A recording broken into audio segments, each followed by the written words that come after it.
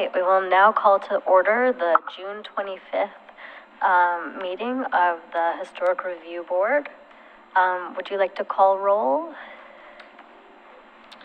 Board Member Lawrence? Here. Board Member Green? Here. Vice Board Member Powell? Here. Chair Board Member Ferry? Here. All right, first of all, we will ask if there are any public comments for items not on the agenda this evening.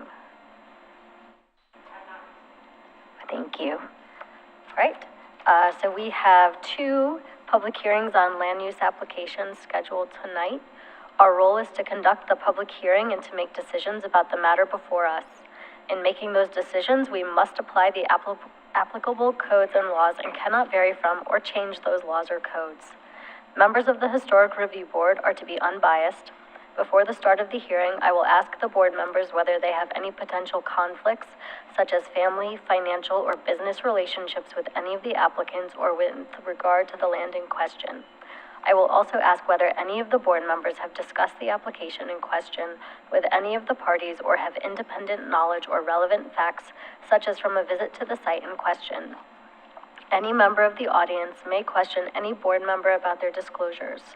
A staff report has been prepared for each application and has been made available to the public 7 days before the first public hearing. The staff report identifies the approval criteria that apply to each applicant's proposal. Staff has analyzed the criteria which are contained in the staff report. The quasi-judicial hearing procedure that the board will follow is set out in state law and the Oregon City Municipal Code. The hearing procedure steps are shown on the chart. Anyone wishing to speak should fill out a speaker's card and email it to the planning staff before the hearing. Speakers will proceed in the order with which their card is received. You should fill out your address on the card so the city will notify you of its final decision. For the public record, please begin all testimony stating your name and city of residence. Testimony and evidence should be directed toward the applicable approval criteria. If you believe other criteria apply, in addition to those addressed in the staff report, identify and discuss those criteria and explain how and why you believe they apply to the application under consideration.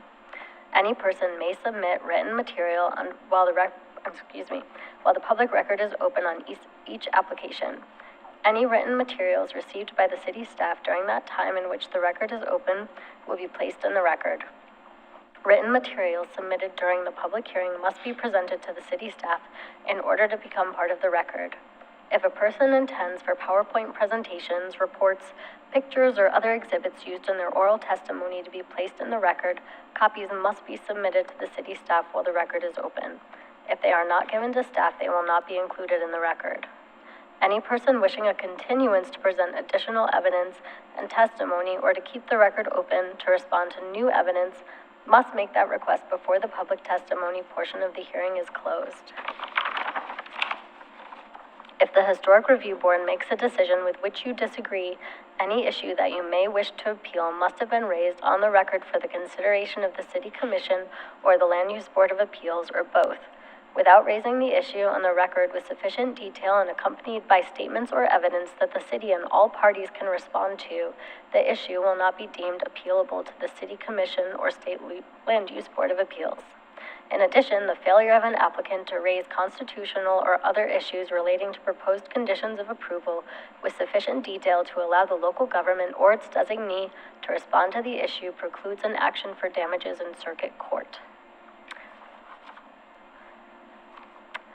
We will now open the record for Oregon City file number GLUA-24-00017 and HR-24-00009, which is a request for demolition of attached structures at 1101 14th Street, the Jacob and Henrietta Jones Residence. I will now ask each board member if they have any ex parte contacts, conflicts of interest, bias, or any other statement to declare, if they have made a site visit, and if they have noted any material information. Board Member Green?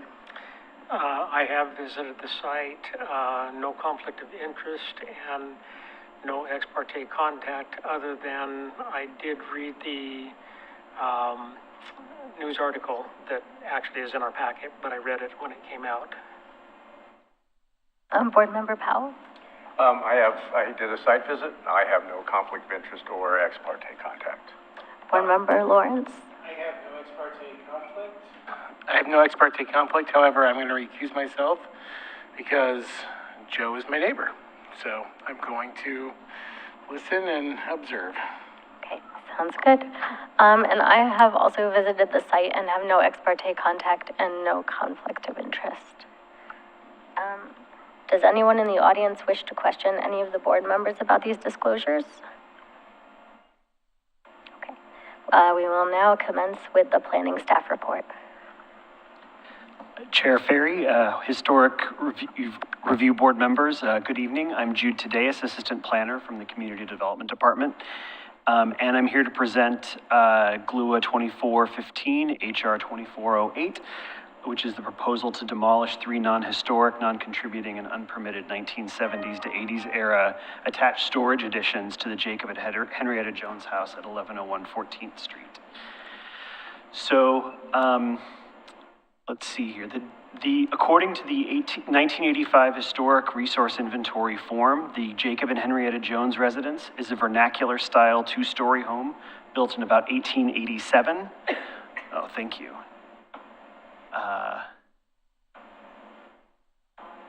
Okay, there we go.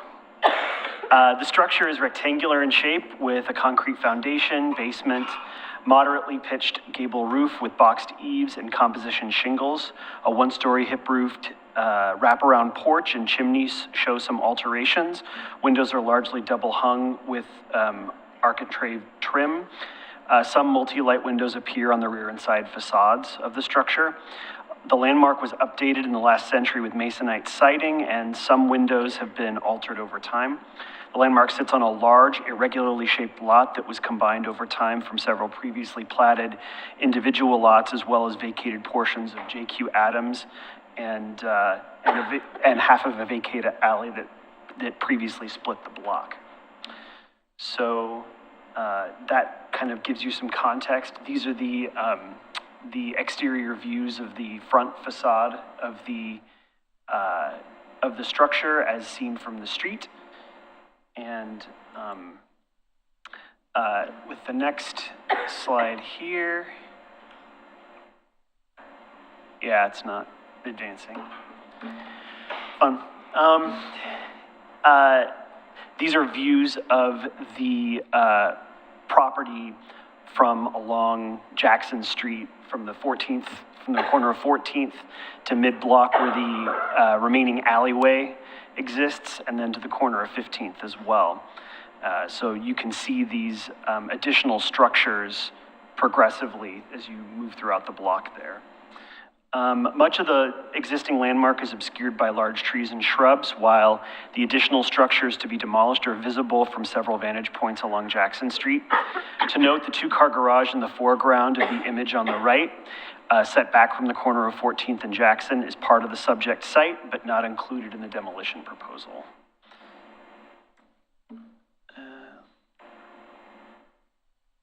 Okay. This is sort of a general site layout here with a couple of designated historic properties, and it shows also the extent of the McLaughlin Conservation District. The landmark is located just outside the Conservation District and is also located near a couple of other individually designated homes outside the district, namely the Andrew J. and Rebecca Wilson House and the Alfonso and Pauline Mouton Residence, both of which were constructed 8 to 21 years after the site in question. And these are a couple of views of those particular residences that are near this property. So we are here because the applicant plans to demolish those attached non-historic, non-contributing, not permitted post-1970 additions that have previously been used for the storage of historic surplus military equipment. The structures were added between 1970 and 85 and were constructed ad hoc out of largely inappropriate and repurposed materials and have and were poorly maintained through the years. Severely structurally compromised with faulty wiring, apparent fire damage, water damage, and rotting wood. The historic home, an accessory barn, and a detached garage are to be retained with the existing siding and features. Staff recommends approving the demolition request and reseeding the uncovered areas with additional landscaping from the Oregon City Native Species List due to its location within the Natural Resource Overlay District, as this property abuts High School Creek. Some additional items to note are the structures are perched on the edge of a ravine where High School Creek runs, which is a tributary of Abernethy Creek. Geologic hazards review may be necessary to approve the demolition permit. Type 1 NROD exemption will be necessary to approve the demolition permit as well because it's work in the Natural Resource Overlay District. And then any future new construction or alterations are subject to historic review themselves. The conditions of approval that staff recommends are as follows. The applicant has supplied a document and additional narrative showing the nature of the structure's attachments to the existing home and discuss the plan to remove the structures and repair the exterior of the home where necessary.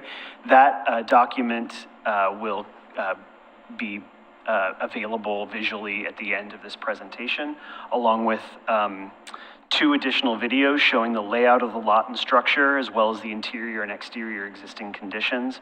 Due to the limitations of our AV equipment, these items couldn't be part of this PowerPoint presentation. They have to be sort of tacked on at the end, so we'll try and make do there. The Historic Review Board may determine whether these submissions by the applicant are sufficient to satisfy conditions 2 and 3, and either retain them as conditions or remove them if satisfied, or modify if need be. So onto the site itself. As you can see, the structures are located on a large, generally L-shaped lot that arrived at its current configuration through a series of adjoining combined smaller lots, along with partial vacation of a couple of right-of-ways over the years. To note, the large lot to the northwest is under the same ownership as 1101 14th Street, but is undeveloped at this time and not part of the historic landmark. This is an image of 3 different successive Sanborn maps. I just wanted to note, in case there was any, in case there might have been any confusion, the 1911 Sanborn map shows an accessory structure on the site, but by 1925, there was no accessory structure shown. In 1950, there's no accessory structure shown either.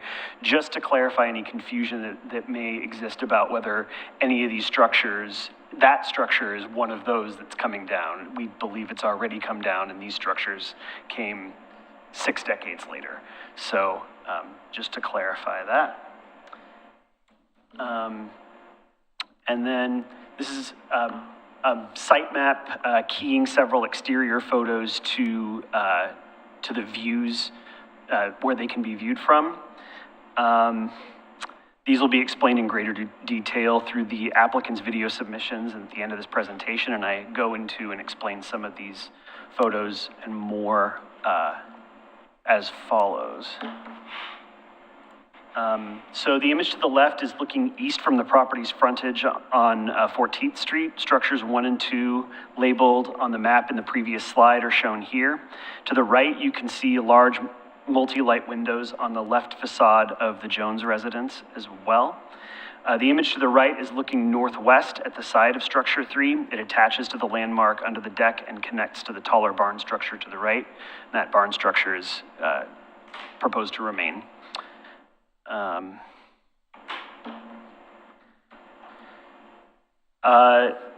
In this image, we see some leaning load-bearing posts poorly secured and separating roof supports shown in areas abutting the top of the High School Creek ravine.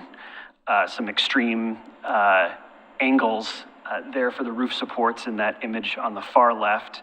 And then the image at the center left, you can see how the posts dip down into a fairly steep ravine there. The images to the right, you're seeing kind of a wall failure, and that wall and roof support being secured by part of a 2x4 with 4 nails, and that is coming separated from the vertical post there.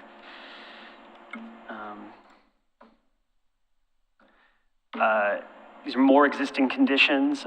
Parts of the structure are supported on otherwise loosely laying brick piles. That's what you see in the left 2 images. In the right 2 images, you see splitting vertical supports for the roof and undersized rafters supporting the weight of the roof.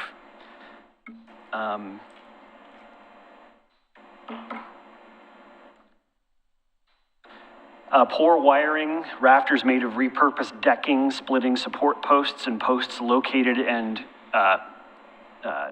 footed, if you will, to the ground by loose and unsecured concrete blocks and wood pallets are shown here.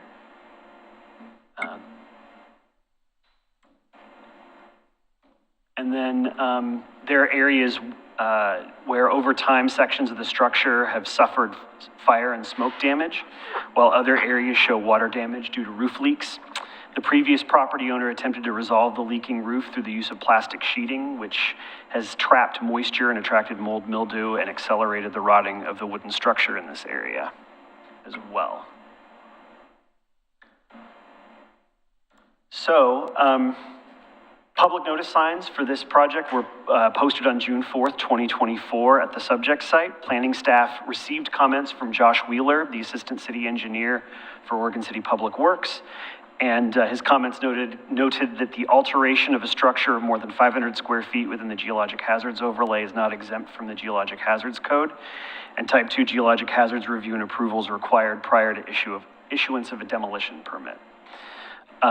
Wendy Marshall of the McLaughlin Neighborhood Association noted that requested a map showing the entire property, updates to the applicant's narrative that address the impacts to geologic hazards in the natural resource overlay areas, and then recommended retention of salvageable building materials for use in anticipated repairs and improvements of the home where necessary.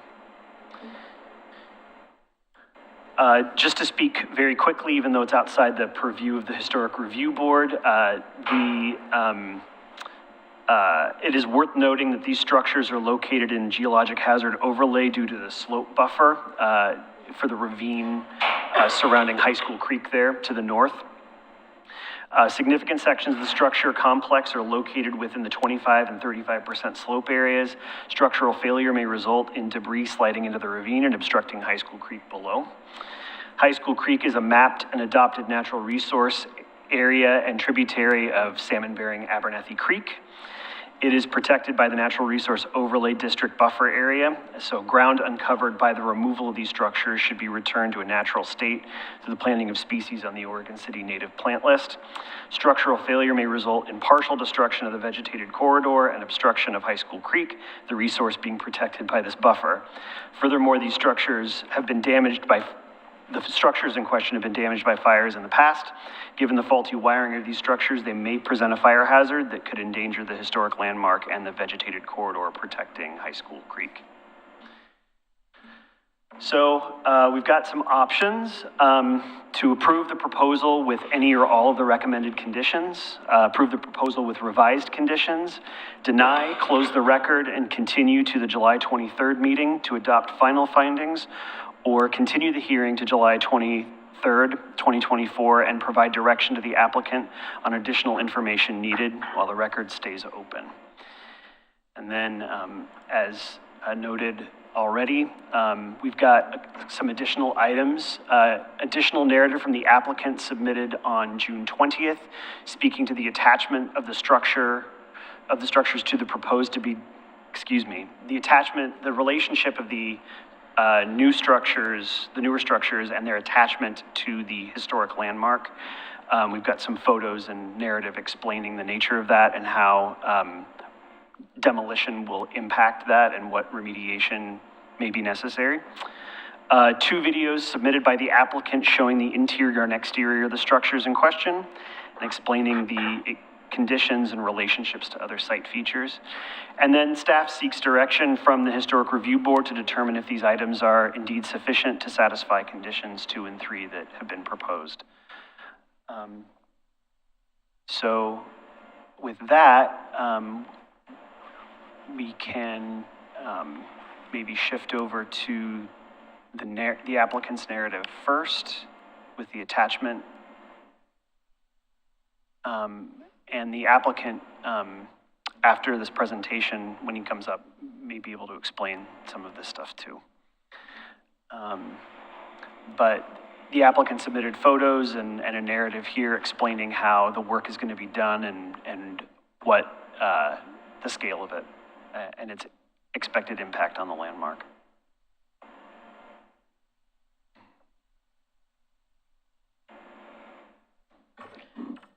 Is that the conclusion of your presentation? We've got the 2 videos as well. Is that something that the applicant's going to present, or would you like to present the videos now? The videos can be presented now if we're ready to move on to those items, yeah.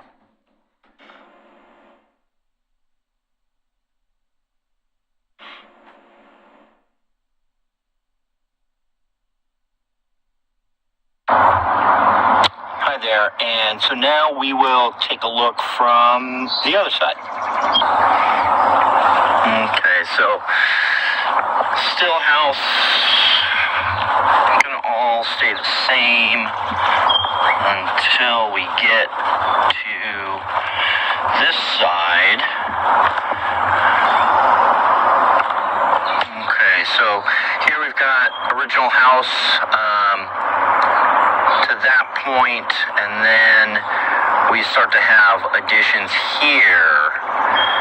Now, this was added, this was the first addition that they did back in about 1970, and it's got a lot of wear and tear, and needs to come down, and then they added this, which also is in very poor shape. So everything from here to here will be removed. This will be removed, possibly replaced based on what I choose to do in the future. But at the very least, at this point, I'm looking to have those items removed because they are a danger to myself and the property as a whole as we venture on and behind,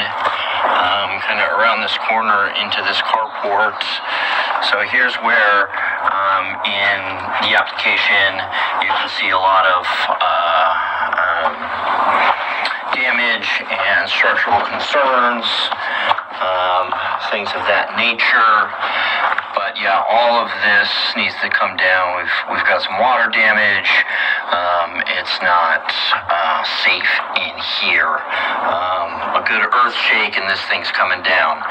And you can see that it's just this main support beam resting on a pallet. So it doesn't make me feel comfortable. And so all of this has got to come down. And you can see here where we're no longer looking at original siding, we're looking at a replacement siding when they added this part. And this is from the other video, you can see where we had that bright red log siding. This is just the other side of that. Again, it's a pretty massive structure, but it isn't put together properly and shows a lot of signs of wear and tear. So all of this will be gone and taken out. In the previous video, you saw the inside of this building here. Now we're at the outside and more structure that needs to come down. And once it's down, I will not replace it. This will end up being some sort of easy landscaping or just grassland. Until we come back out here, and you can see the barn, that's going to stay. But this roof is in poor shape, and So it's all gonna come down, open the place up, and hopefully look really nice. So I appreciate your consideration, and thank you very much.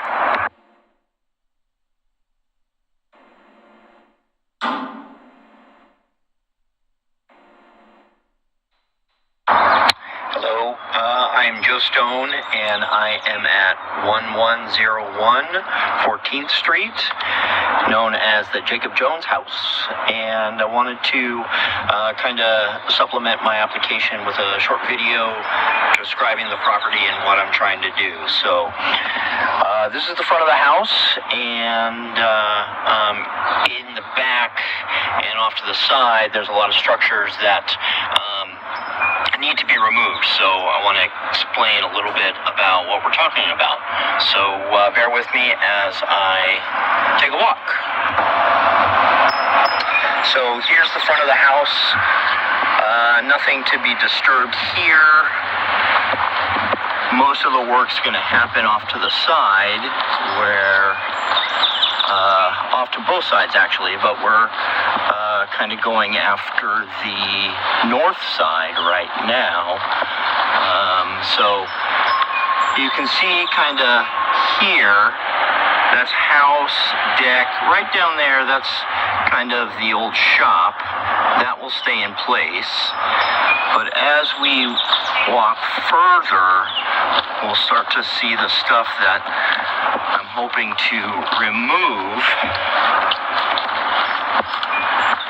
So all this stuff here with the, you can see there's a change in the siding from there past that window to right where this door is. All of this is not structurally sound, was never permitted, and I'm hoping to have it removed.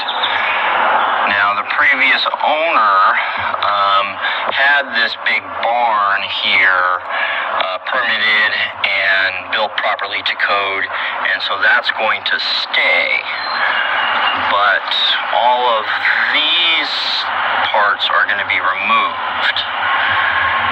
So, as we go through this door here, you can see where the old siding stops and becomes new siding.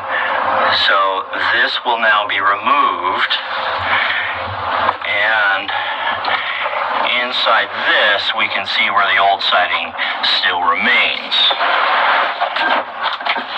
Okay, and that's gonna go here, here, and then this will all be torn down. All of this is going to be removed. It's not sound. It's not structurally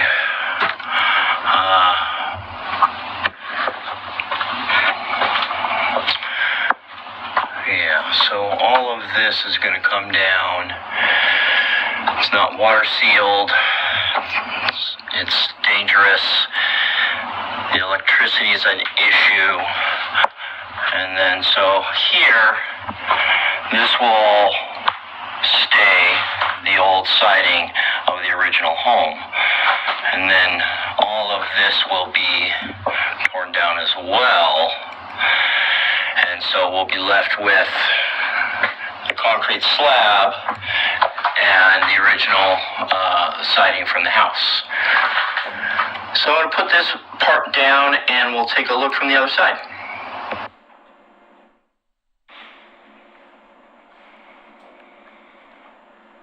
That's what we have. Those are the additions that were supplied by the applicant, the videos as well as the attachment narrative. And that that's the end of what I have to present. Okay. Great, thank you so much. Do any board members have any questions for planning staff? I do not. Board Member Green, you okay? No questions. All right, I also do not have any questions. I would like to invite the applicant up. You have 15 minutes to present your proposal, or, and you don't have to use all of it, or you can use, Okay. just let, anything you want to let us know.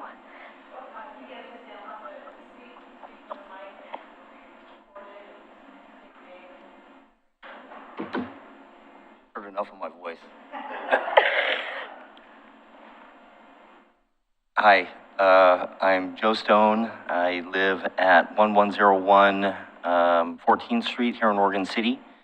I've been there since late January. So I'm looking to redo that historic property, and saw through the videos and the presentation that you guys put together. Thank you for that. Much better than I can do. Yeah, I want, it's just all that extra storage space that we don't need anymore and is kind of unsightly and unsafe. So just getting rid of that, and cleaning up the land, making it look pretty. What happens after that, I'm not sure. But I just want it to be gone, look nice, restore the outside to match the front side, make it look complete, and that's about it. I don't know what else to say, but that's what I'm looking to do, and hopefully you guys can approve it.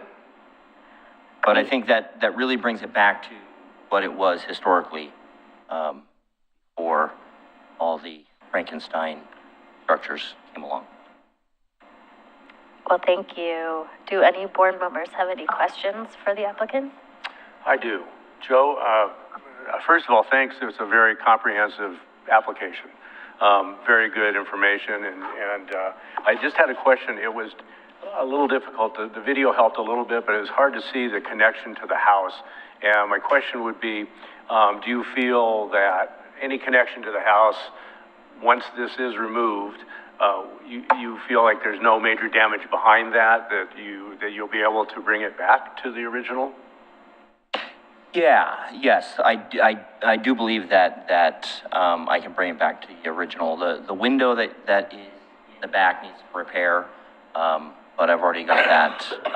I'm repairing all the windows in the house, so that'll be one of them. And the siding is not in great shape, but it's consistent with the rest of the house. I don't think it needs to be replaced at this time, but it'll definitely be painted to match the front side. Where the roof attaches, just original roof, and then on top of that was new roof. So once that's removed, it just should pop right off. Okay. There's some repair that needs to happen under there. I haven't been able to see underneath, but it's just simply laid on top.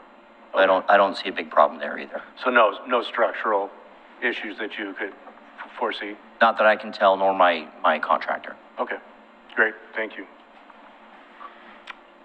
Just a couple other ones. The deck appears to be completely separate structurally from what you're removing. Is that correct? The deck is not supported at all by any of the structure you're removing. Is that correct? That is correct. Yeah, okay. And then it appears that some of the area is concrete slab and some is maybe just gravel or dirt or whatever like that. Is intention basically just to leave whatever portion of concrete slab is there, or remove that and do landscaping in that area, or what's the intention in that area? My intention right now is to leave it. I can't really see, in my mind what it's going to look like once those massive structures are gone. Sure. So, I think right now I'd like to leave it, see how it looks. If it's unsightly and not functional, then I will remove them. Mm-hmm. But right now, there's no plan to remove them. Sure, okay. But anything behind the house is also, has a concrete slab, those two structures behind. Mm-hmm. And so that will stay, probably a back patio sort of thing. Off to the side is also a slab, not in great shape, so we'll kind of see. But a lot of it is gravel that will be turned and seeded to grass. Sure. My questions that I had were answered by those previous questions, so thank you so much. Appreciate it. All right. Thank you. And then And anything you saw in the videos, all that stuff's for sale. We're having a sale this weekend. Last one, I promise. so we will now move into board deliberations. Well, I think that everything they're proposing. Board Member Green, can you check and see if your mic is turned? He's just far away.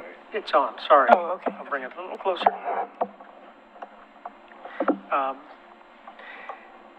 I concur with Board Member Powell in complimenting the presentation, because they really provided us with, I think, all the information we need to see, and it seems very clear that, you know, what they're proposing there, in my mind, really brings it back to, you know, a much more historically appropriate situation. There's nothing I see there that's part of historic fabric that needs to be retained, in my mind. I'm not going to vote. However, with intimate knowledge of the property, none of those buildings are in any shape to stay standing for the next 5 years without any kind of upkeep or anything like that. The property is a mishmash of structures that have been built that are potentially made out of deck boards and pallets and scrap materials over time, and it's really just a sight to behold if you get into that thing and start looking at it. So it's nothing but an improvement to the community, the area, the property, and the historic district. Oh, Chair Ferry, just the point of process, because Board Member Lawrence recused himself, that technically was a public comment, which is fine, but we should reopen and make sure that anybody else wants to comment, and then if you recuse yourself, you don't get to be involved in deliberation. Okay, so we will now reopen public comment to see if anybody else has anything to say. Okay, we will reclose it. Okay. I agree with Board Member Green. I believe it'll be a benefit to the community. I think it'll be a benefit to the neighborhood. And most importantly, I think it's going to be beneficial to the zone.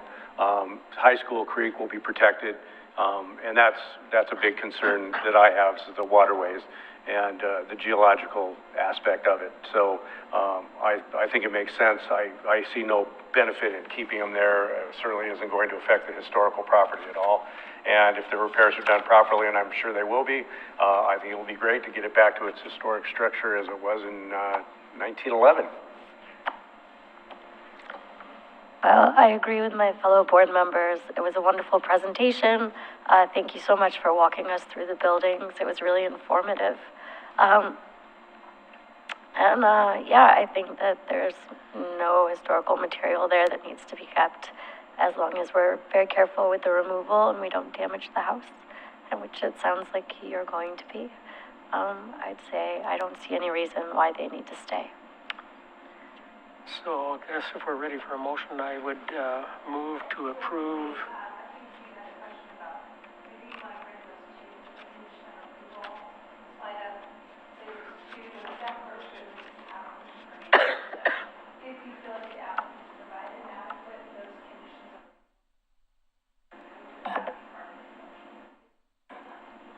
Oh, I see, because that was part of the condition of approval.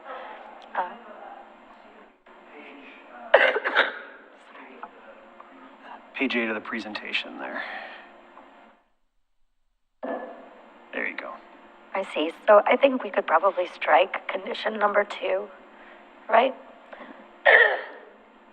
Or do we feel like the city should still receive more detailed information about about how the applicant is planning on removing and repairing the structure.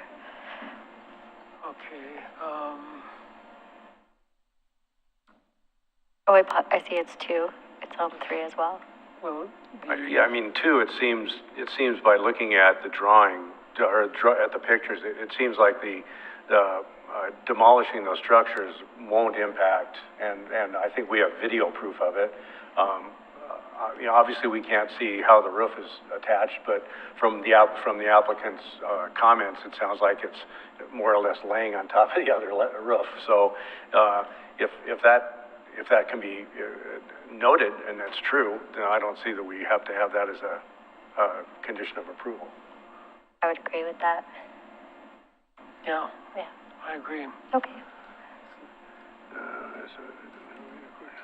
Okay, so just to clarify, that's to strike condition 2 as well as condition 3, No, I think we keep. or to retain We condition 3?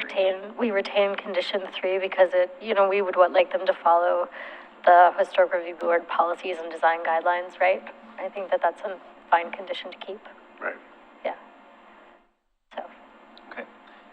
So then the motion would be to approve GLA 24-00015, HR 24-00000 with conditions 1, 2, 4, and 5 as presented by staff. I believe it's 1, 3, 4, and 5. 4 and 5. Okay, 1, We deleted 2. oh, we deleted 2. Two, Yeah, yeah. okay, excuse me. 1, 3, 4, and 5. I'll second that. Okay. Does that meet your concern? Then I second that. And I'll call the vote. Board Member Green, Aye. Vice Board Member Powell, Aye. Chair Board Member Ferry, Aye. and Board Member Lawrence reclused himself. Thank you very much. Yeah, thank Good you so luck. much for your application. Good luck with the removals. Yeah. Thank you, Chair Ferry and Historic Review Board. You bet. Thank Yeah, you. thank you. Thank you for the presentation. All right, we will now move on to, excuse me, GLUA 24-17 and HR 24-009, the demolition of a garage addition at the excuse me, I'm so sorry, y'all, to the TJ and Mary McCarver house. That's at 1014 and 1016 6th Street. I will now ask the board members if they have any ex parte contact, conflicts of interest, or if they have visited the site. I have visited the site and no conflict of interest and no ex parte contact. Okay. Board member Powell? Site visit, no conflict, and I have no ex parte. Board member Lawrence? I visited the site, no ex parte conflict and no conflict of interest. And I have also visited the site and have no conflict of interest and no ex parte contact. Does any member of the audience wish to ask any of the board members about their declarations? Nope. All right, we will now commence with the staff planning report. Thank you, Board. My name is Molly Gorin, and I am an assistant planner, and I'll be presenting this item tonight. Item GLUA 24-17 and HR 24-009, a historic review for demolition of a garage addition at the TJ and Mary McCarver house, 1014 and 1016 6th Street here in Oregon City.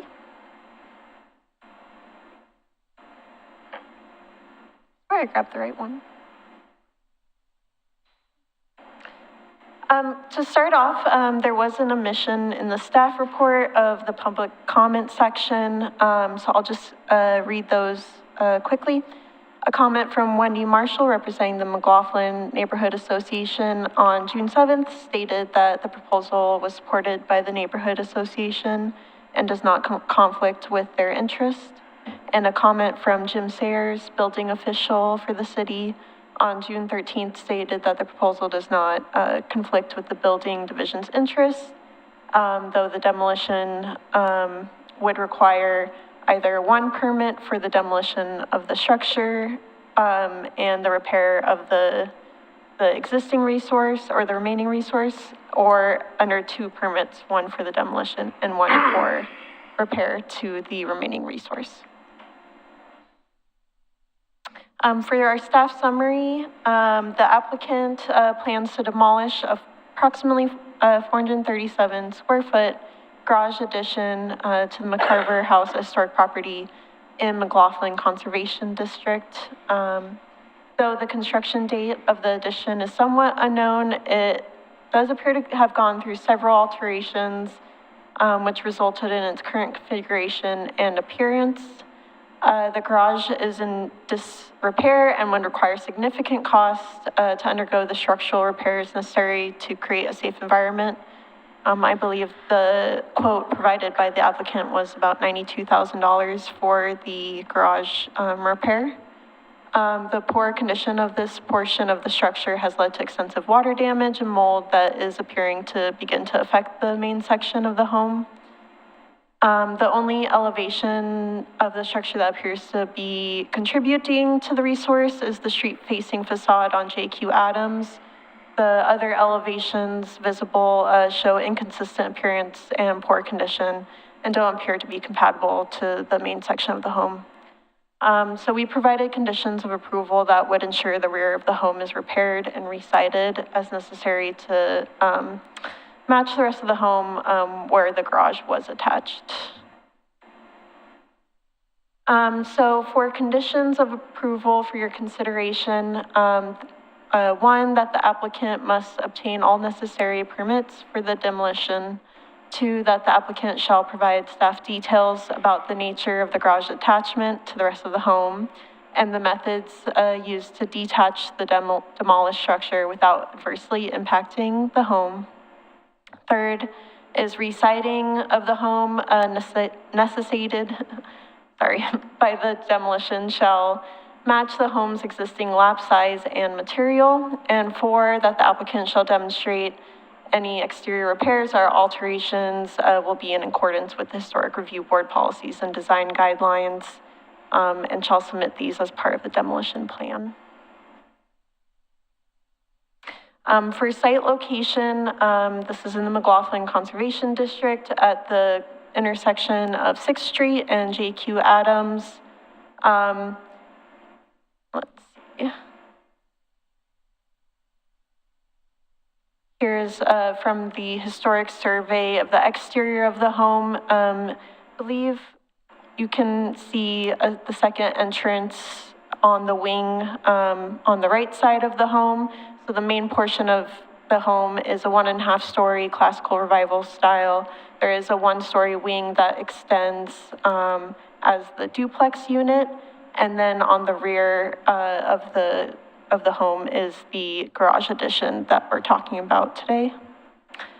This is a little difficult to see up there, but these are two Sanborn maps. One is 1911, one is 1925. They do not show the garage addition as it's shown currently, but it does show a structure to the rear of the resource, which could mean that portions of it were existing and had been altered or moved, but we really don't know. It just could be a part of the structure that's there now. Here is a view of the site plan and the floor plan. So an aerial view showing the portion of the structure that is the garage, as well as the floor plan that shows the garage structure on the rear. Again, a side view from JQ Adams kind of shows the main section of the home and then the garage addition. This is the elevation that is more compatible with the rest of the resource. I'm getting into the site conditions. I'm gonna go through the images sent to me by the applicant, and then there's a photo key on the left showing where in the house or around the home the photo was taken. So this one is near the main section of the home, but in the garage, showing poor condition of the roof and some water damage. Sorry. You can also kind of see some black mold up in there. And then here, more towards the center of the garage addition, the garage ceiling is covered in black and white mold spores, shown there. Here on a different part of the garage structure, it's showing some poor cinder block and concrete construction. And this is the side that is going to be closest to the wing of the home. Here's a photo of the ceiling of the addition showing the black mold. And again, where drywall has fallen off and exposed further black mold. This is facing towards JQ Adams. And you can see where previous tenants had placed tarps down, attempting to do some covering. And I believe this is when the applicants had first moved in, just showing, you know, hole in the roof and drywall falling. Here are the exterior images of the home. These are the interior yard photos of the addition. And then more of the JQ Adams side of the garage. You can see that's a bit cobbled in terms of design. It could indicate it was, you know, altered throughout the years or potentially moved at some point. Of note is this 6-pane window on the garage addition as one of the key features on that part of the home. So just in conclusion, the construction date of the garage addition is unknown. An alteration to the structure throughout the years is evident. Only one exterior elevation appears to be compatible with the rest of the home. Removal of the garage area will allow the applicants to further repair the main home section of the home and provide a safe living space. And staff finds that the demolition of the addition is warranted with conditions to preserve the remaining home, and any future construction will be reviewed in a future application. So for options, the board may approve the proposal and adopt associated findings with conditions. You may approve the proposal with modified conditions and provide additional findings. Deny the proposal, close the record, and continue the hearing to July 23rd, a date certain, to adopt final findings, or continue the hearing to date certain of July 23rd, 2024, and provide direction to the applicant on additional information needed. The record will stay open. I'll just go back to the conditions of approval if you have any questions for me.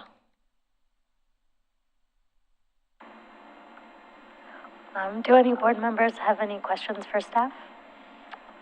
No.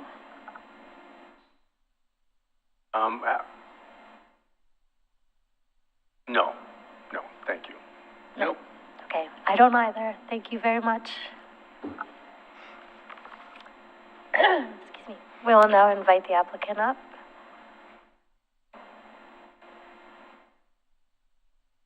You have 15 minutes to describe your application. Hello, my name is Alex Halverson. This is my wife, Courtney. We are proposing to demolish the garage, is what they call it. It doesn't actually function as a garage, but it's a shop, I guess, if you will, attached to the rear of our house. Upon purchase of that home, we went in there and it was, took us quite a while with Tyvek suits just to clear that area out to even be able to go through there. The black mold, the prior owner left the door open to the house most of the time, and so there's been a couple connection issues where that air circulating in that garage has gotten into the house.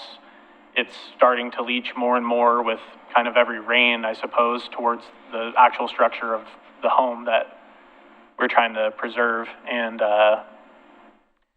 there's a few things I'd like to note about the demolition. If you go to the site plan,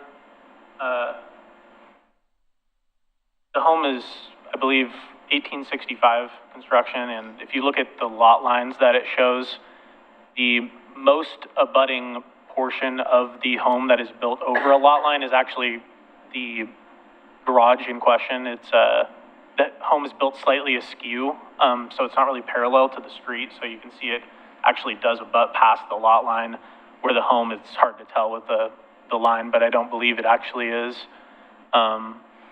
I'd also like to note that all the demolition and disposal and repair work will be asbestos tested and done by a lead-based paint abatement licensed contractor,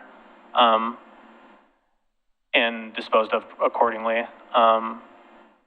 Attachment to the house is very insignificant from what I see, other than the roofing seems to be the most cohesive part. The rest of it, the siding, I don't know that I had sent a good picture of showing inside the garage. They had put some panels on the wall, but the original siding of the home is completely throughout that wall.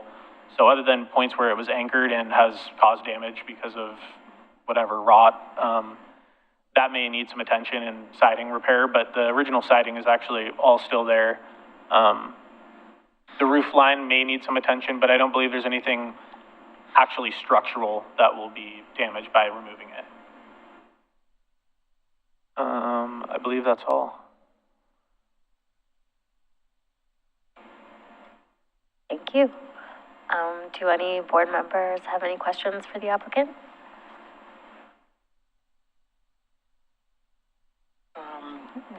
I'm curious about the brick portion, the low slope. And I'm wondering if that's possibly what the smaller, utility building that appears on the Sanborn map. Not that I think that necessarily matters, but does that, I see in one of the pictures there, the masonry column, but does that brick portion just basically be two sides of the existing structure, or is there a portion of it inside the structure as well? Like, I mean, is there some indication that that was a full rectangle and they just removed some brick, or? No, the brick is actually built on top of rock, like actual just stones. Okay. And it wraps basically two half sides of that in an L shape on the side. It doesn't attach to the house at any point, and it doesn't really span even one full length of that dimension.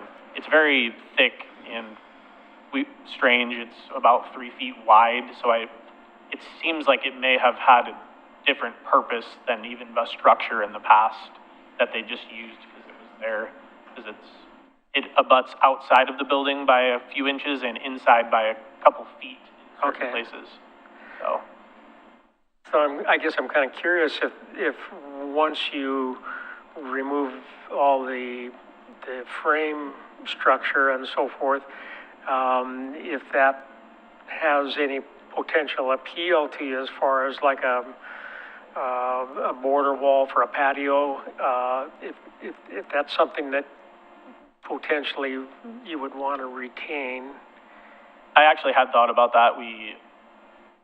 Upon pressure washing the concrete flatwork that may act as a patio out there, the mortar is completely falling apart everywhere. Like, I kicked a couple of the bricks and they fell right out. So I had thought of that because it's actually freestanding on its own once the structure is down, and it could act as like an accessory feature. But I think based on how they anchored it to that in order to get it down may cause too much damage for it to be kept as anything useful. Yeah. The bricks I would like to repurpose though. Yeah.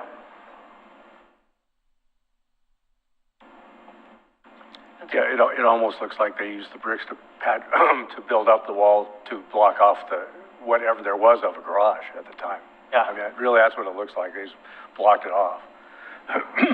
My big concern is structure, as you heard me mention earlier, that, structure to the house, whether they actually penetrated into the roof of the house to attach frame or anything like that, and that's my concern. I think the garage or the building needs to go.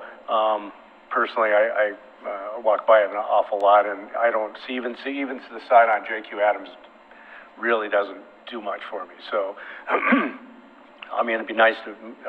I like the window there. I mean, that's nice to have that, but beyond that, I don't think that's a big issue. So as long as we can maintain the structure and do the repairs without any damage to the home, I think it makes sense to remove it. The roof joists do not penetrate through the siding for the roof of the garage. They don't penetrate into the house because if you see a picture of the roof line, it doesn't connect to a roof line of the actual home. It connects to like a covered area of the back patio that's just freestanding. So none of that penetrates into the house. Okay, great. That's what I couldn't see, so I was curious about it. And they're, upon demolition and future plans with this house, if we were to potentially add the mechanical room where similar shape or length to where that window is, we could absolutely put a window back in there and keep the only part that's adding any character to the house at all back in the future. Great. Well, we'll look forward to that at the next application. Would you be interested in keeping the window for future possible usage? We'll save it. Our plan is to restore the house, and obviously, if you've walked by it, you've seen the eyesore that it is. Our plan is to make it beautiful again, and the goal is to get it black. I'm curious about the roof line, that sort of side gable, or it's a side gable, goes over the one-story section of it. Is that going to extend across the full back of the house? That would be like what we would like to do to keep it cohesive together. I think without that it would look bad, and I think that would be like where a mechanical room would go for the home, and that is what we would plan to do upon reconstruction. Yeah. Based on what we uncover, and there's a concrete slab in the garage that we're talking about that's it's actually not cracked, but it's crowned about like 8 inches from side to side in there. It was holding water. So we kind of have to take that out and assess the foundation of the home as well to see what we can build there. But that would be the plan, would be to keep that roof line you can see in the left of that picture and keep it to span near the edge of the home, not all the way, and have it blend into the corner nicely. Yeah. And then the door that enters from the garage, is that going to become an exterior door? That would be at least temporarily an exterior door. It actually already is an exterior rated door. It's a metal door. Yes. Okay. There's actually a door inside that you can't see in the picture where the very high-pitched roof kind of stuff comes to an end in there, and that would also be saved. That's an older wooden door that we would hopefully repurpose when we build that area back up like we were talking about. Great. Any questions? I don't. Okay. All right. Thank you so much. Thank you. Yeah. For the presentation. Yeah. Job, Molly. Okay. All right, so we will now move into board deliberations. Board Member Lawrence?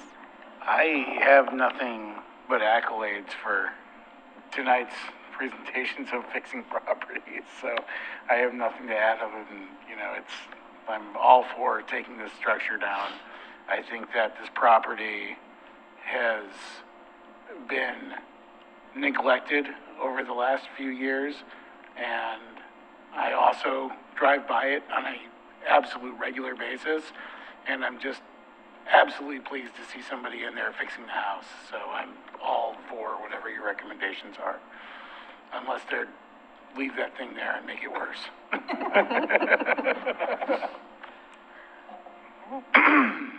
Board Member Green? I concur completely with Board Member Lawrence. I mean, I think it'll be an asset to the property for sure to remove that and get it back to what is much more, it's a historic configuration, so yeah. I think it'd be great. Member Powell? Again, a comprehensive, very comprehensive presentation. It makes it easy for us to review that and look at it. I think it will benefit the district. I think it will benefit your neighborhood, and my neighborhood, quite frankly. And I overall, I think it's a good thing, and I'd love to see it get back to its historic roots. And I appreciate all the work you're doing on it. Yeah, I'm really excited to see that house come forward and look great. It's going to be a big deal. Yeah, we all are. Yeah, I agree with all of my board members, my fellow board members. I think that it would be great to see that house looking a lot better, and this is a big step in that direction, so, yeah. All right. If you're ready for a motion, I would move to approve the proposal with recommendation conditions, GLUA-24-017 and HR-24-009. I'll second that. I'll call the vote. Board Member Lawrence. Aye. Board Member Green. Aye. Vice Board Member Powell. Aye. Chair Board Member Ferry. Aye.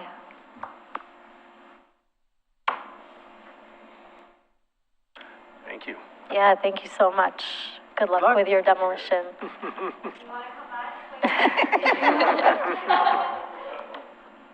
See you next time.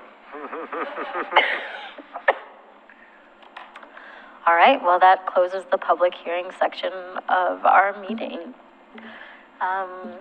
We have an item under other business, which is improving the historic review approval process, a revisit of HRB policy 12 solar panels. Thank you, Chair Ferry. Last month, we were discussing next steps for this work item. The board requested me to kind of come back with some additional information. In the interim time period, I received an email from Vice Chair Powell, kind of questioning next steps and seeing if there really was appetite to move forward, or if really this is a monitor based on kind of any upcoming land use applications on solar. So I'm actually going to hand it back to Board Member Powell and maybe have the board talk about the letter, which I added into the commission report tonight, and really looking for direction back to me.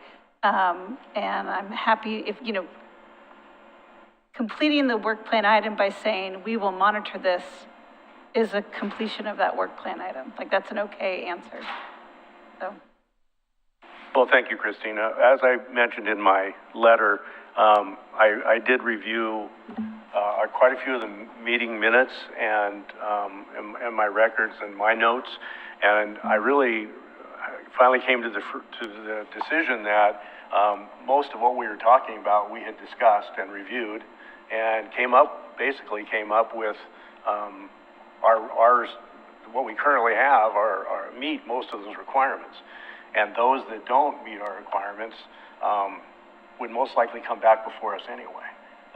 So it seemed to me that we've only had, since I've been here, 4 applications.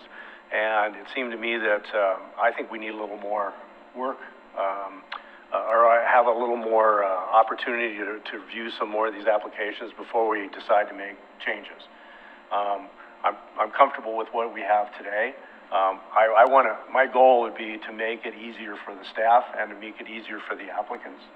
But as I said, I believe that what we'd probably be seeing is probably, we'd be seeing it either way, right? So that was kind of my idea for the letter to Christina. And I felt like, let's not spend more time on this if we don't have to at this point, but I would love to monitor it, and a year from now, 2 years from now, depending on the quantity of applications we get, we may choose to go back and revisit it. But it seems like I wanted to give Christine some direction, and that was kind of my thought.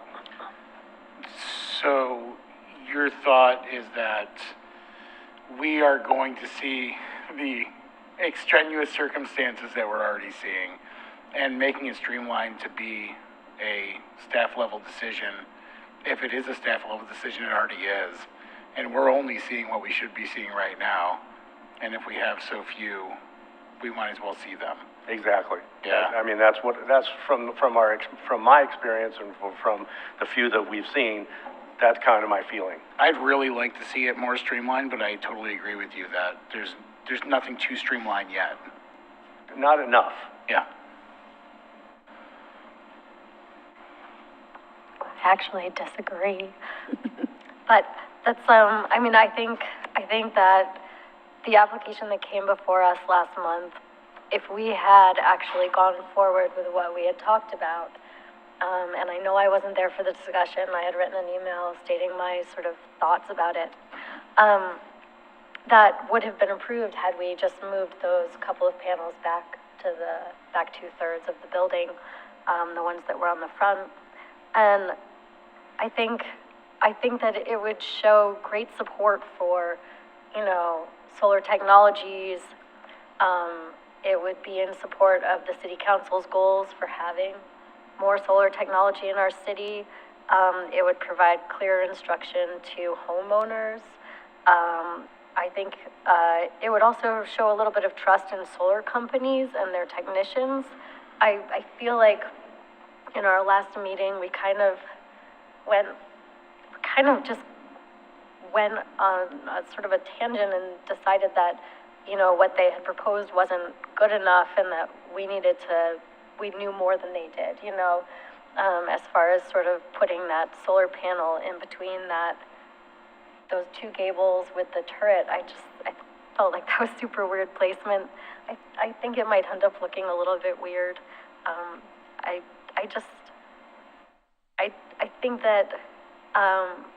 think solar has come a long way. I think that it's not, you know, these blue panels with these shiny silver borders like it used to be. They don't have to be raised up above the roof. They're pretty in line with the roof. I think very soon that they're going to just become integrated with shingles, you know, and then we won't have as much of this discussion.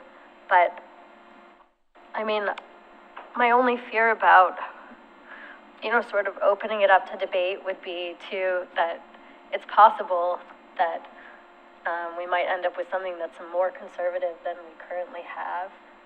And I definitely wouldn't want to do that.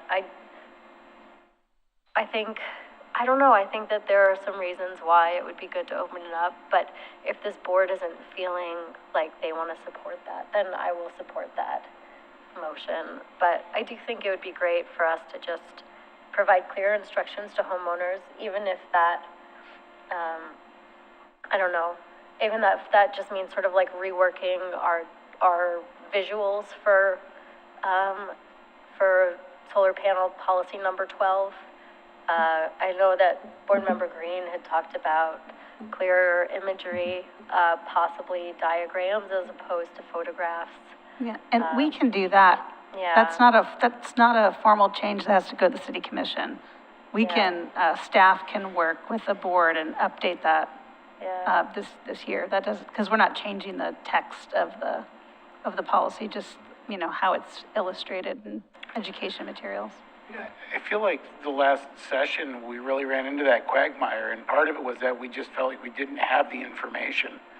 That had there been a solar installation representative able to explain a bit further as to conditions, that I think that's where we really got stymied up. I think that there was a consensus that there was something missing in that particular case that was odd to everybody. And I see your point completely that, you know, then we make it an even bigger quagmire. Well, it just seems like sometimes there's too many cooks in the kitchen, right? Yeah. So. I agree. I mean, I opening it up at this point in this structure with what knowledge we have, I don't think it's the right thing to do at this time. I do think it'd be good to some point open it up. I just don't think we're ready for it yet, personally. And again, as the last application we looked at, you're right, had we had someone here from the solar code, somebody had explained to me why you couldn't put it on the garage, would have solved a lot of problems for me. Because they had this, it was the same, it was, you know, they could have put, we could have avoided a lot of that discussion, I think. And I also agree that I think getting better visuals and educating the applicants and the public on what we're doing, I think that'd go a long way. This came up at a meeting of the McLaughlin Neighborhood Association, and everyone said, ooh, woo, you know, great, we all get to, we're gonna all have solar now. Well, that's what scared me, because all of a sudden it's like, whoa, now we're gonna open this up to everything, and it's gonna be really hard to manage. So I just wasn't prepared for that at this time. Well, I mean, wouldn't it be great if we all had solar? It would be, I mean, but we're looking at a historic properties, and we need to make sure that we manage that properly, But, right? you know, here's the thing, is that we have power lines, we have, you know, meter boxes on our houses, sometimes we have, not as much anymore, but like, satellite dishes, you know, for streaming in services, not as much anymore. But there are a lot of technologies that didn't exist at the time that these houses were constructed. We are not, you know, we are not a historic Williamsburg or anything. These are houses that are lived in and loved, and I think that they can support these new technologies, and I think that it actually shows a lot that, you know, some of these houses are not like stuck in the past. They are active, useful, vital places where people work and live, and they can be contributing to, you know, helping with our climate change issue. I mean, I worry slightly that we are discussing paint colors while like the house is burning, you know? It's like climate change is happening, and we need to be a part of the solution, and I think that our historic neighborhoods can support that. You know, I drive around and I see solar panels on a lot of historic houses, and I think that they don't detract in any way. I think that it makes me proud that like we've got them in our neighborhood. So, I mean, I do wish that all of the houses had solar panels. Yeah. Sure. It's definitely a great point, and it's the first hearing that I ever sat on and listened to was the building downtown where we were discussing the windows.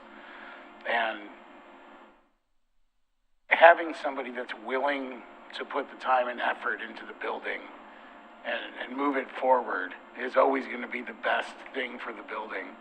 And if someone's trying to do that with the new technologies and moving forward and doing new things to the house, they're definitely the ones that are preserving the house. They're not the ones that are letting it just go.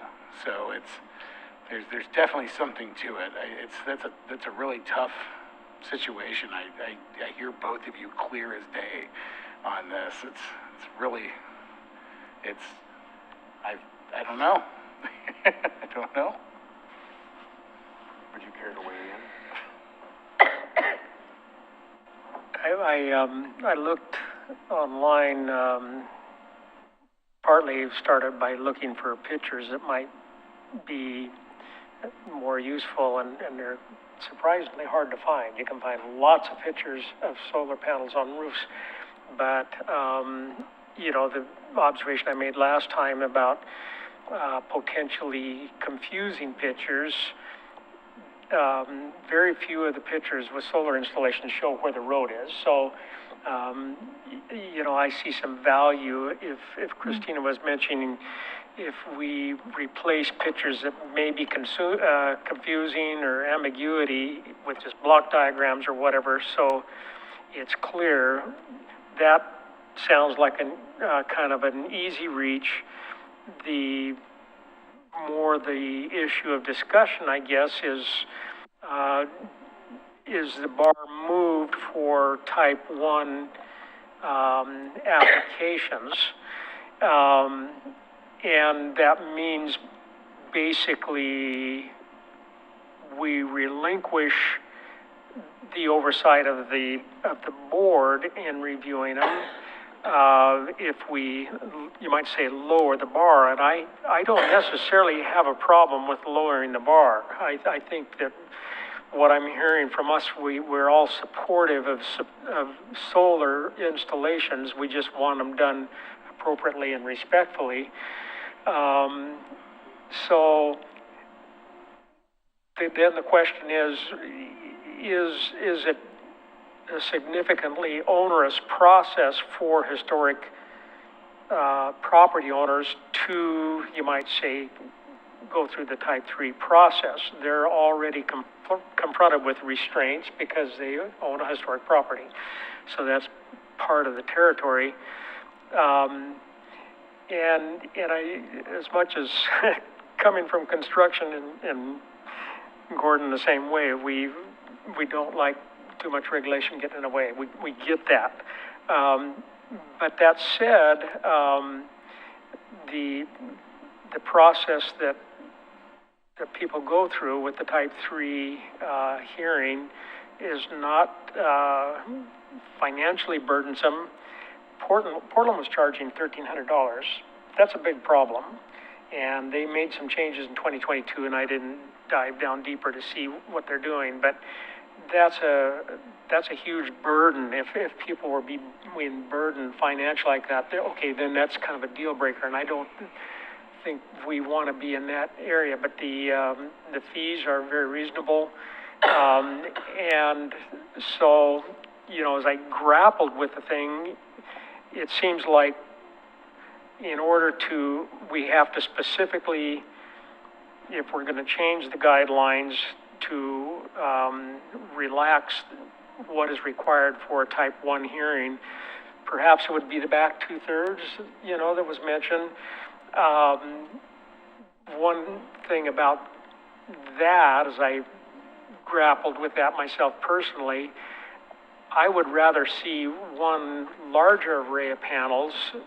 Let's say if it was a side-facing roof, you know, on a front gable. And there again, terminology is kind of an issue too. I mean, because people can get the terminology of gable. Well, the gable is, you might say, the front wall, but the side-facing roof plane on a front gable house, even if it's a primary roof plane, I would rather see myself one full even array, even if it's larger than multi-roof arrays.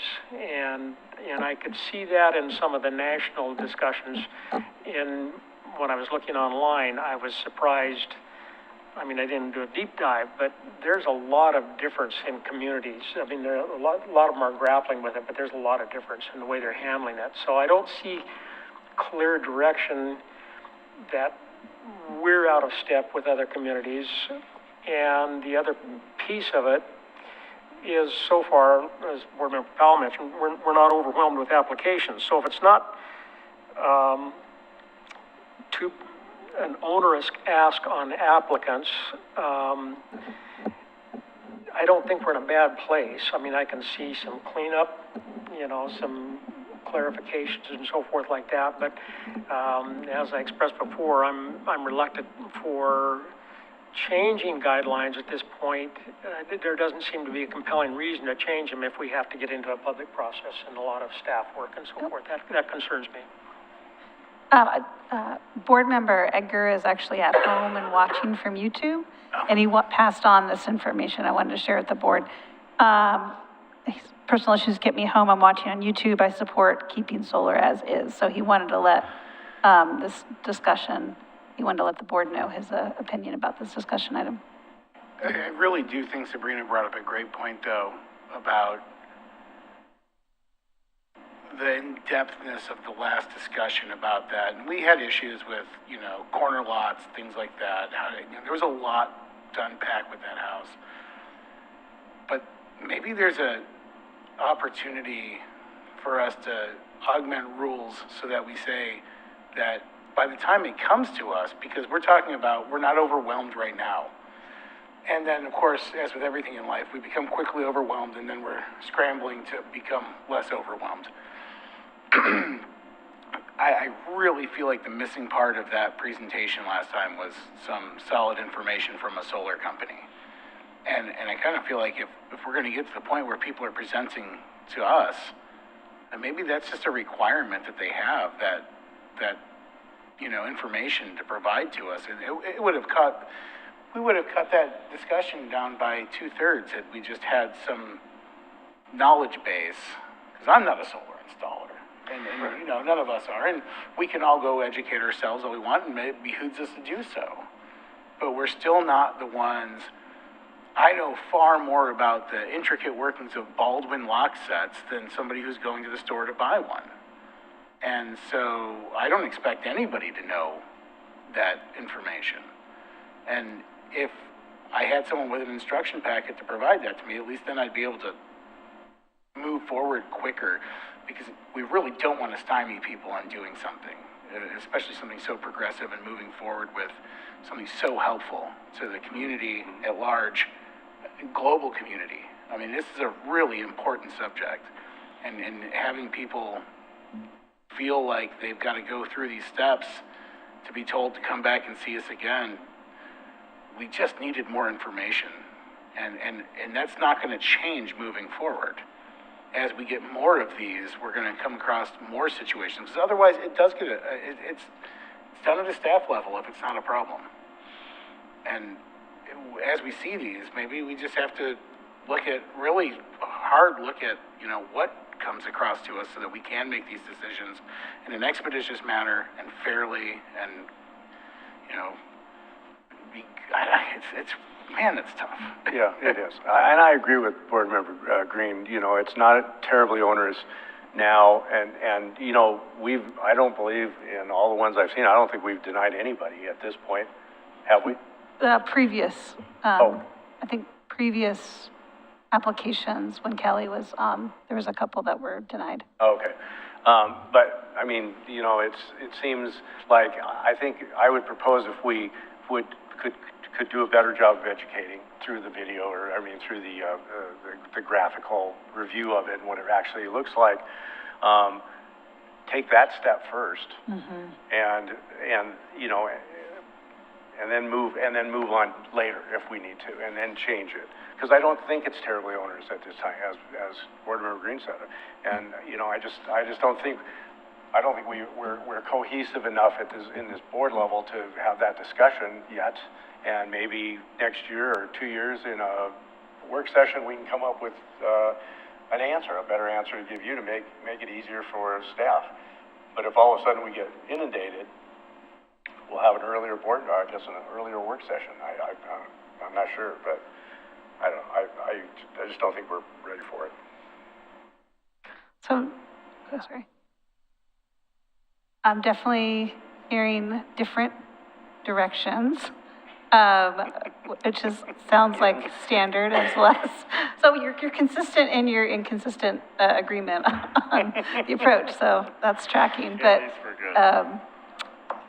here's some options. So maybe you can provide me. I'm kind of hearing that continue to monitor, and maybe we can set up maybe in sometime before the end of the work plan year, so that's next kind of spring, summer, we can do like a review of like, as this ends, let's have a little, add an item at the end of one of the Stroke Review Board meetings just to kind of go over the applications to date. What did we learn? How are we feeling? Do we want to keep this on the work plan, agenda for next round? The other piece that doesn't have to be complicated is revising the PDF. It's a little bit of graphic design, so we'll have to work with Molly, my graphic designer in our office, to change out some of the photos, get photos with more context sensitive of like, is this a corner lot? Is this the front elevation? Is this a primary roof? We'll take a look if we can find some block diagrams that work, and maybe add those in. And we could potentially even add the extra sentence that says, we highly encourage the applicant to bring their solar rep to the meeting. And we can find a way to put that in there, which is always nice up front. And then our staff can say that again as they're walking them through. And oftentimes they might be on Zoom, but at least they're there and ready and can, a lot of times the rep is not local. We often get reps in Utah or other places in the West, so they'll just most likely be on Zoom. But hey, Christine, I have a question. Yeah. If we have we have design work sessions with people who want to have new construction, right? I can't remember what they're called for some reason, but when somebody comes in with their designs and they don't have to apply, but we talk about their designs before they actually proceed. Could we do that with solar? Could we say, hey, do you want to stop by and show us your application? And Yeah. or could we put something in there that says, or in the policy number 12 that says, the board is very supportive of your solar application. We just want to make sure that it fits the district.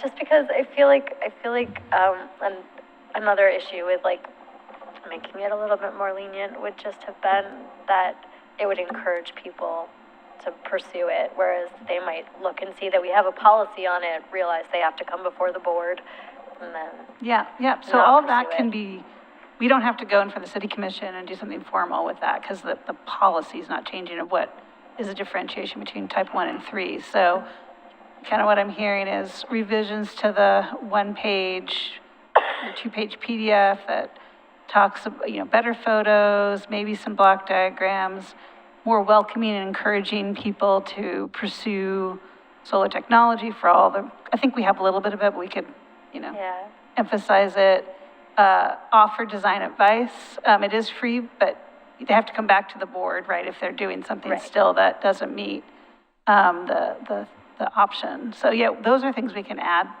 to the graphic layout. I do agree with we encourage you to bring a solar technician. We've had a lot of applications that have had solar technicians come before us. I don't think since several of our newer board members have been on, but in the past we have, and it has been very helpful. Yeah. We have the technology to do it over the internet or whatever. I mean, we've got it there. And speaking of technology, technology changes. They're putting solar on the back of motorcycles, so clearly we can make them smaller, more efficient. And so, the technology is going to change too, and it's going to change how we're looking at things. I think it's really fair to encourage them to come for design advice because almost most of our applications, except for type 1s that are not historic, have a requirement for a pre-application meeting.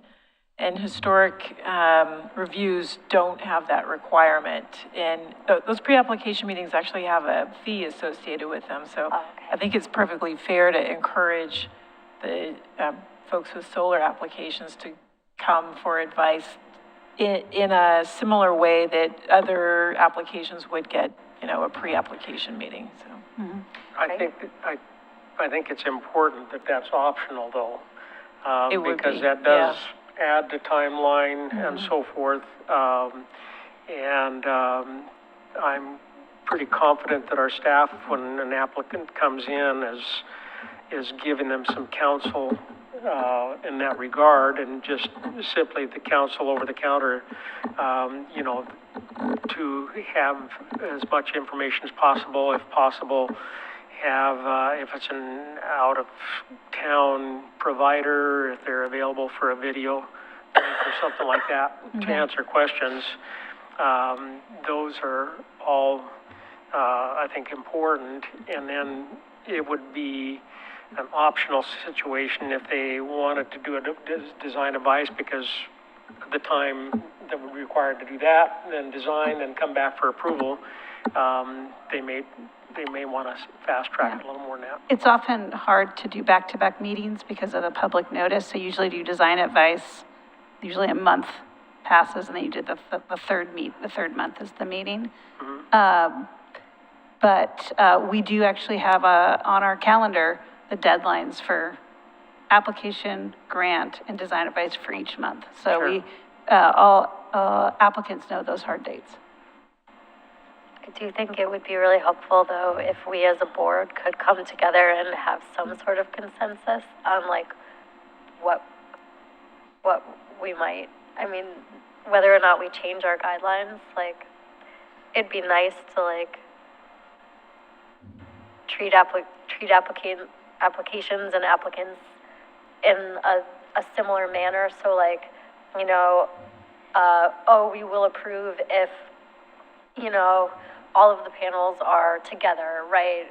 Or on the, the back or the left side. I mean, it feels like each one is just like a new sort of, undertaking, and it's a, it's sort of like we have no, consensus between applications, and I know each house is a little bit different, each application is a little bit different, but,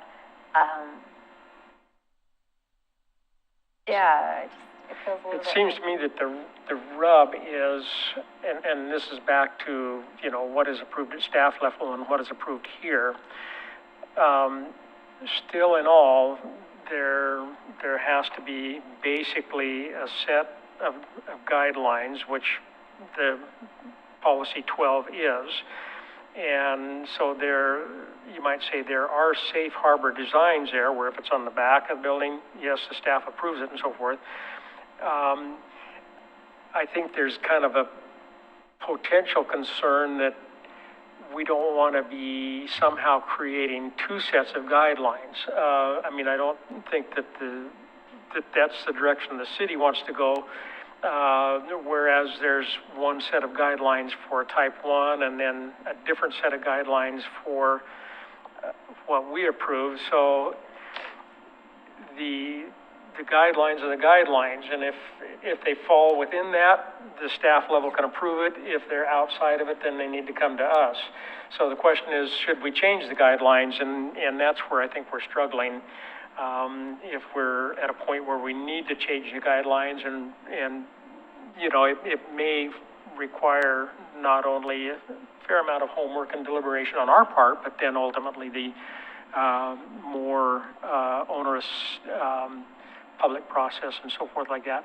Might just, getting back to that application we had last week, the interesting thing is that would have come to us anyway, even if it would have been on the back 2/3 of the roof, and we adopted that because of color. So color is part of our design guidelines, and unless that was changed in the guidelines, it comes to us anyway. The guidelines say that the panels have to match the roof color, essentially. That means any application, if I understand it, by those guidelines, that is not on a dark gray roof or a black roof, comes to us. Because and that wasn't really part of our discussion. Our discussion basically was panel placement. So, we kind of open, a situation of changing the guidelines or clarifying language, keeping the guidelines where they're at, and monitoring it, which, seems to me like maybe the more doable option at this point, because we've got wood windows coming up, is that correct? We got what? We've got wood windows coming up, and we have the thresholds of new construction. So those are two big topics to chew on in our work plan. Yep, starting this fall, this summer, I'll be reaching out to consultants to get bids to work on the two outstanding issues, which is template conditions of approval for windows for new construction, and then the compatible change project that looks at the definition of new construction.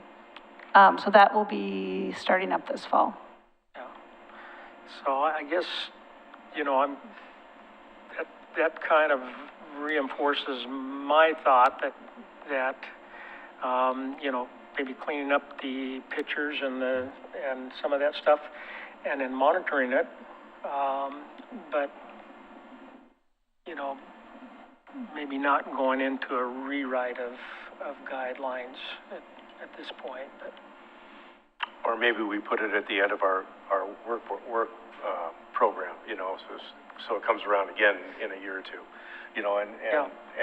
but work on enhancing the education.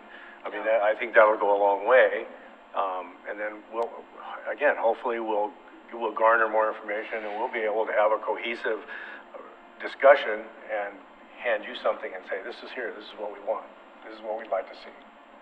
There may be more consensus by then in other communities, what they're doing, and then technology may change, so we may have a little different animal to grapple. Right? Okay, is that So this is what I'm hearing is, right now, the status is monitoring, so it still stays on. I'll come back at a future meeting with markups of the graphic design education piece. And then probably do a check-in sometime spring of '25, really to have that discussion, because we'll be, the board will be adopting the next biennium work plan next summer. Sounds great. Okay. Sounds good. All right. I will, I'm sorry, are there any communications? Yes, I actually have a couple of communications. I know Board Member Powell does, but before that, I have one thing. I want to make sure that you all have checked your emails for your Volunteer Appreciation Awards invitation. They were sent out to your orcity.org emails. That is on July 30th.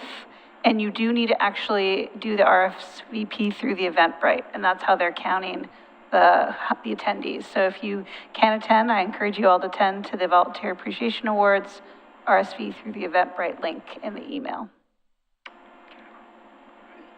That went to our Oregon City emails? It should have, maybe from Hannah Schmidt, not for myself. I got it. Oh, we also have hard copies. Look at that. Oh, There they are. okay. Look at you. I don't have it in my email. Okay. That's all I have. Aquila, do you have anything? We're not sure if we're going to have a July meeting yet or not. The other thing is that we are getting a new, the city is getting a new agenda software system. And so we're just starting to play with that. So there may be some hiccups as the next agenda comes out. So if you don't have a meeting in July, it may be better. It'll give us a little more time to work through the hiccups. But just be aware if you're having a hard time navigating it or it's not working, just reach out and let us know, because we're gonna have to work through it, so. Great. Yeah, we, right now we have no land use applications for July. I'm not aware of any design advice or grant applications, so I think there's a high likelihood that the July meeting will be canceled. And I'll let you know as soon as there's confirmation. All right, thank you very much. All right, I will now close. I have one thing, if you don't apologies. mind. I attended the Cayuse 5 Memorial event earlier this month, and it was fascinating and very moving, and it was a tremendous thing. Afterwards, we had an event at the Museum of the Oregon Territory where I was fortunate enough to go to that as well, and the tribe of the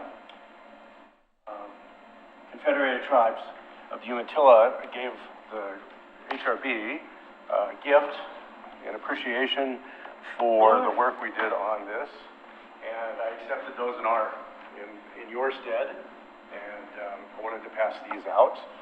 They were very appreciative of our efforts and wanted to thank you all, so I am doing that now. So. Wow, thank you very much. Thank you very much. Yes, and thank you to the Confederated Tribes of the Umatilla. It's amazing. Thank you. Yeah, thank you so much for doing that. All right, I will now close the June 25th, 2024 meeting of the Historic Review Board. Thank you. Thank you.